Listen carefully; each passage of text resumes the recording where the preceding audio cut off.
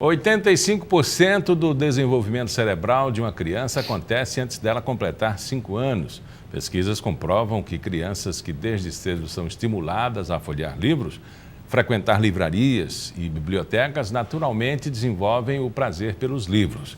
Para conversar com a gente sobre esse incentivo, aqui comigo é a pedagoga Gisele Lima. É tão simples assim, parece que nas palavras a coisa é bastante simplificada, mas me parece que há um gosto natural também da pessoa, né? Pelo livro. Nenhuma cultura existe sem história. Basta a gente pensar isso. Qualquer cultura tem histórias, tem narrativas. Então é do humano. Na verdade, se a gente pensar, a própria vida é uma narrativa. A gente se narra, a gente narra a própria vida. Eu sou porque eu vivi coisas, eu conto coisas sobre mim. Então eu sou uma narrativa. Dessa perspectiva, as crianças desde pequena também se constroem a partir das outras histórias. Então, o livro ele é um portador e um portador importante dessas histórias da humanidade, as histórias que os outros humanos vivem e que nos tornam humanos. Então, esse gosto, agora o gosto pelo livro em si, ele não é natural, né? Algo que a criança nasce gostando de livros. Então precisa estimular, não é? Claro, é um objeto cultural. Por isso que é importante os pais estimularem ou fazendo a leitura de histórias para os seus filhos desde cedo? O papel dos pais é fundamental. Sem essa experiência da leitura, e não só do ponto de vista da narrativa, mas do ponto de vista da linguagem escrita, a criança vai ter muito mais dificuldade de se aproximar desse objeto cultural posteriormente. Eu acho que essa experiência, além de apresentar o livro, apresentar essa possibilidade, é uma união, assim, fraterna, né, de respeito, que as pessoas precisam viver isso. Sim, a gente pode até dizer que essa relação do livro mediada pelos pais vai deixar de ser uma relação meramente cultural para ser uma relação afetiva. Esse momento em que um pai conta uma história para um filho pequeno não é um momento só de ensino e aprendizagem, é um momento de amor, de afeto. Nesse momento em que você se coloca seu filho no colo e abre um livro, você está dando um presente para ele. Então, é um momento, sobretudo, afetivo. E é preciso preparar esse tempo, né? Não pode ser feito de forma apressada, assodada, mal lida, porque tudo aquilo vai repercutir. A criança vai sentir aquilo. Papai está lendo aqui, mas está lendo obrigado, não está nem aí para o conteúdo. Ele não faz nenhum esforço interpretativo para estimular mais o raciocínio. Enfim, a criança sabe disso, o adulto já sabe, né? Porque parte dele. Sim. Mas a criança vai sentir. A criança percebe. Eu acho que qualquer momento que a criança vê que o adulto não está sendo verdadeiro, não está sendo inteiro, ela percebe. E o que acontece é que sobre a leitura recai um peso, às vezes, do ponto de vista pedagógico, inclusive na família. A família quer fazer daquele momento um momento de aprendizagem, um momento de aprender, sobretudo, em relação ao sistema alfabético. Então, o pai, ao invés de tornar aquele momento um momento de compartilhar uma história com seu filho, ele tenta fazer um momento de ensinar a ler. E ensinar a ler no sentido de ensinar a conhecer as letras, ou de fazer uma interpretação muito específica daquele texto, e não entende aquilo como uma experiência estética da criança, uma experiência que ela, às vezes, não pode ser nomeada, não pode ser traduzida, e é uma experiência afetiva.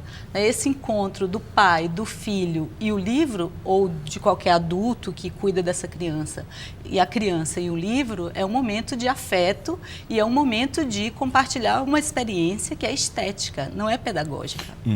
O fato da entrega, o fato de conhecer o objetivo, traduz assim o momento de transformação para a criança, porque por mais que você apresente um livro, se você não apresentar bem qualquer coisa, ninguém vai se sentir estimulado a ele. Olha, eu acho Até mesmo um carro que é sonhado, ou uma casa, enfim.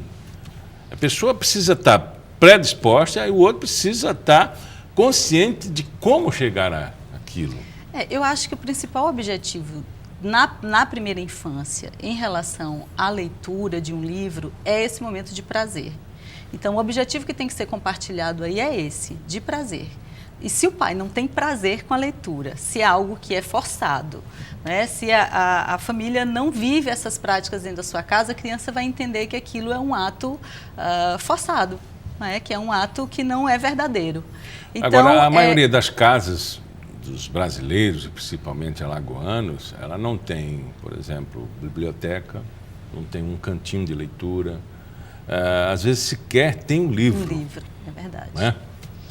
Isso a gente depende das políticas públicas, não é? Que tanto deem acesso ao livro do ponto de vista do preço, porque o livro é um objeto caro, mas do ponto de vista também das bibliotecas, da biblioteca escolar, de eventos e tornar a leitura algo que seja próprio da nossa cultura, que a nossa identidade brasileira muitas vezes não é associada ao livro. Eu acho que a gente tem uma tradição literária, a gente tem uma tradição com o livro também que precisa ser valorizada e que precisa estar presente em todos os espaços. A experiência de uma feira, né, anual, ela traz essa informação para a gente, né? Sim. Pela venda, inclusive, dos livros infantis, alguns até com promoção. A criança pode ser estimulada a partir de uma brincadeira num livro, de um desenho. Por isso que é importante a ilustração, o tamanho, o que as editoras fazem para chegar ao leitor, principalmente a criança, né? Sim, as feiras são importantes ações de formação de leitores, né, de qualquer idade. Esses momentos são os momentos em que a criança percebe o valor simbólico que o livro tem na nossa cultura, na nossa sociedade. O livro, ele é um objeto que tem um valor simbólico na nossa sociedade. Ele é valorizado como algo que nos faz pessoas melhores, né? E a feira, ela tem esse momento de celebração desse objeto cultural, então ela é importante. No entanto, o que acontece nessas feiras é que o livro vira uma mercadoria qualquer. E muitas vezes um livro que está posto ali a R$1 é um livro de baixíssima qualidade. Na verdade, às vezes um desenho animado que foi impresso, vamos dizer assim, paralisado, foi tornado numa imagem estática e foi impresso e está sendo vendido ali a R$1, a R$2, a R$3, mas aquilo pouco vai contribuir do ponto de vista das narrativas, do ponto de vista do valor simbólico e do valor estético daquela obra. A não ser repetir aquilo que já está sendo que já colocado com mais facilidade, né? E a criança vai olhar assim, não vai ter tanto interesse, né? Agora, o processo pedagógico, né, dentro de uma escola, né, ela também pode estimular bastante, né? Fazer o inverso. Se papai e mamãe não estão preocupados com isso, ou não tem tempo, ou não tem estrutura, ou se gosta da leitura, não demonstra o filho, enfim, a escola aparece como um fator importante na vida dele. Se a gente pensar na realidade contemporânea, em que os pais pouco convivem com seus filhos, a escola tem um papel fundamental, né? Os pais pouco estão presentes na formação dos seus filhos, trabalham, às vezes tem criança, a gente na escola pública conhece realidades de crianças que não veem seus pais durante a semana. E às vezes, na escola privada não é um privilégio às avessas. Não é um fator social, né? E é do nosso tempo, né? Da contemporaneidade. Então, a escola tem essa responsabilidade desde muito cedo a introduzir a criança no mundo da leitura e da escrita, né? E no mundo da literatura.